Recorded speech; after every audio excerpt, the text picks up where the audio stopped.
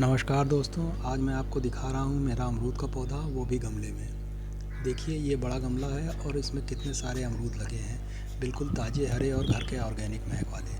बस ध्यान से देखिए, गमले में भी पेड़ इतना शानदार फल दे सकता है अगर थोड़ी सी देखभाल हो तो। बालकनी और छत में भी अमरूद उगाना बहुत आसान है। मैं रोज़ अपने पौधों की अपडेट, ग्रोथ टिप्स और ऐसे ही छोटे गार्डन मूवमेंट शेयर करता हूँ।